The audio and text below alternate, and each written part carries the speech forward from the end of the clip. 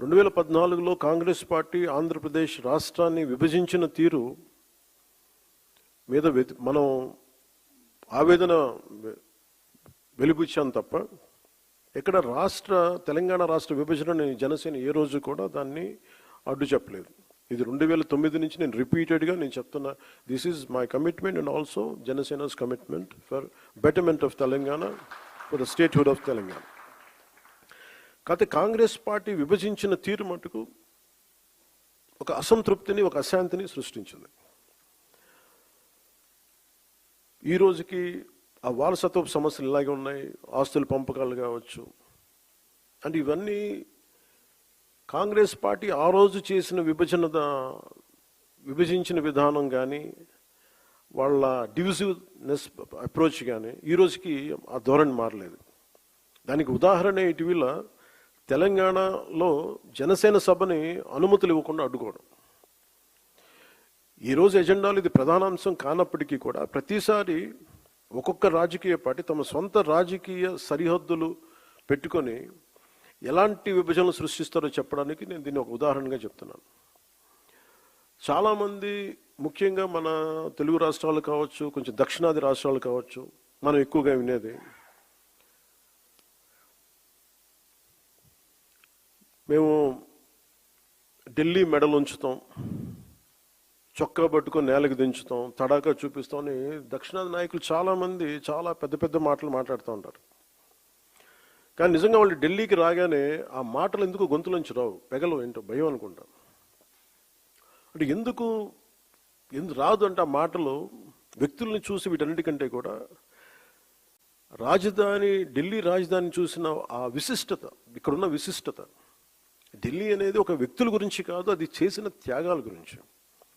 140 కోట్ల మంది ప్రజలను సురక్షితంగా ఉంచడానికి, పరిపాలించడానికి నిరంతరం పోరాడుతున్న ఎన్నో నిబద్ధత కలిగిన సంస్థలు, అది న్యాయ వ్యవస్థలు కావచ్చు, రాజకీయ వ్యవస్థలు కావచ్చు, అడ్మినిస్ట్రేటివ్ వ్యవస్థలు కావచ్చు, డిఫెన్స్ వ్యవస్థలు కావచ్చు, ఇవన్నీ దగ్గరుండి చూసినప్పుడు మనకు అలాంటి మాటలు పెగలవు. తమ ప్రాంతాల్లో, మన రాష్ట్రాల్లో ఉండి పెద్ద పెద్ద మాట్లాడే నాయకులందరూ కూడా ఇక్కడికి వచ్చినప్పుడు ఢిల్లీ తాలూకు ఈ గాఢతను చూసిన తర్వాత ఈ దేశం యొక్క సమగ్రతని అర్థం చేసుకుంటారు. మీరు ఇండియా గేట్కి వెళ్తే ఈ దేశాన్ని ఏకతాటిపై ఉంచడానికి సైనికులు చేసిన త్యాగాలు మనకు అర్థమవుతాయి. ఒక సెంట్రల్ హాల్కి వెళ్తే 370కి పైగా న్యాయ నిపుణులు, అంబేద్కర్ గారు రాజ్యాంగ సారథిగా, చాలామంది ప్రముఖులు, నాయకులు కలిసి 2 సంవత్సరాల 11 నెలల 17 రోజుల పాటు రాజ్యాంగ చర్చలను ఎలా జరిపారో మనకి అర్థమవుతుంది. విభజన సమయంలో దాదాపు 2 కోట్ల మంది ప్రజలు నిర్వాసితులయ్యారు. 18 నుండి 20 లక్షల మంది ప్రజలు ప్రాణాలు కోల్పోయారు. మనం ఢిల్లీని తాకినప్పుడల్లా మనకి ఈ విషయాలని మనసులోకి, స్ఫురణలోకి వస్తాయి. ఇక్కడ నుండి కొన్ని గంటల దూరంలోనే మన పట్ల ఎంతో శత్రుత్వంతో ఉన్న పాకిస్తాన్ ఎంతసేపు ఆ సరిహద్దులు కనిపిస్తూ ఉంటాయి మనకి. ఈరోజు నేను ఎందుకు ఇక్కడ పెట్టానంటే జనసేన పార్టీలోని ప్రతి ఒక్క నాయకుడు, ప్రతి సభ్యుడు ఇది అర్థం చేసుకోవాలని ఇక్కడ నేను పెట్టాను. అంటే ప్రాంతీయతని విస్మరించని జాతీయవాదాన్ని అర్థం చేసుకోవాలంటే ఎక్కడో మనం కూర్చొని హైదరాబాద్, మంగళగిరి, ఢిల్లీ, ఆంధ్ర, తెలంగాణలో కాకుండా ఢిల్లీ రాజధాని కేంద్రంగా చేసుకొని మాట్లాడితే దాని గాఢత అందరికీ అర్థమవుద్ది, మన బాధ్యత కూడా తెలుస్తుందని ఈ సమావేశం తాలూకు ముఖ్య ఉద్దేశం.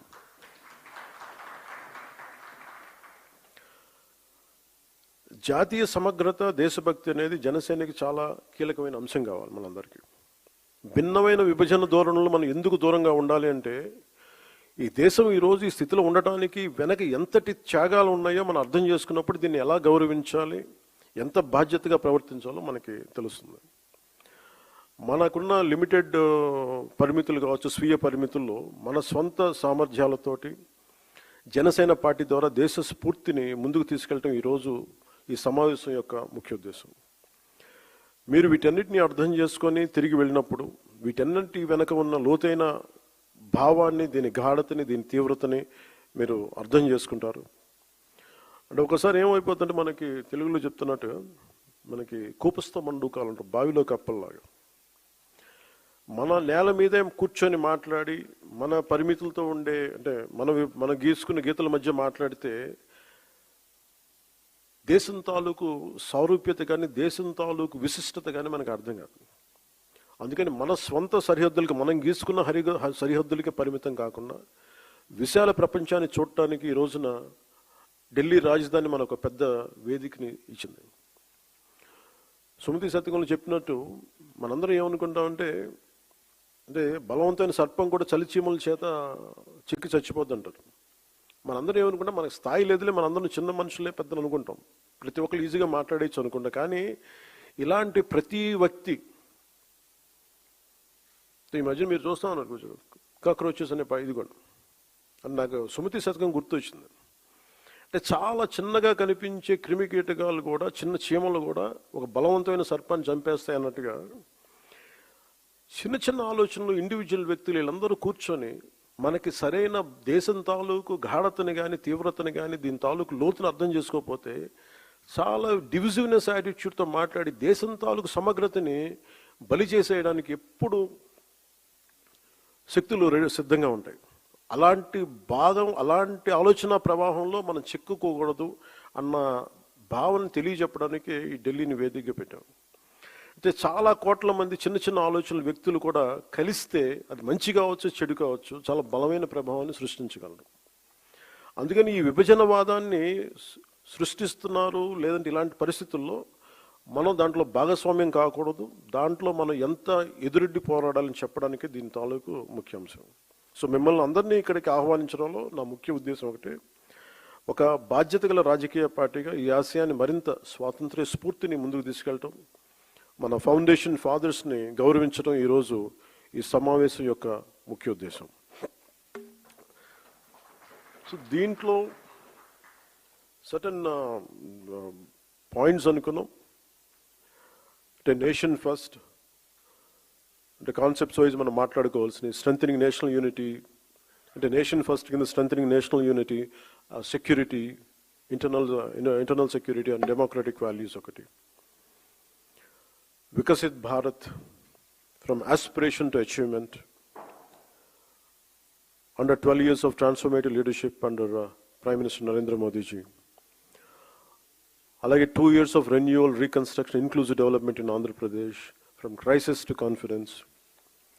A journey to sacrifice, Janasena, 12 years Prasthanam, a journey of sacrifice, service and people's trust.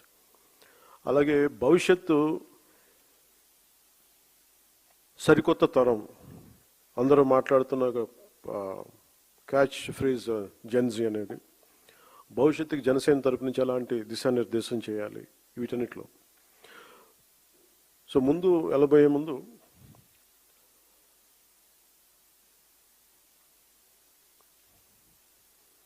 ఢిల్లీకి ఎవరు వచ్చినా సరే గుర్తొచ్చింది మనందరికీ power and protest. Power centre ఇది.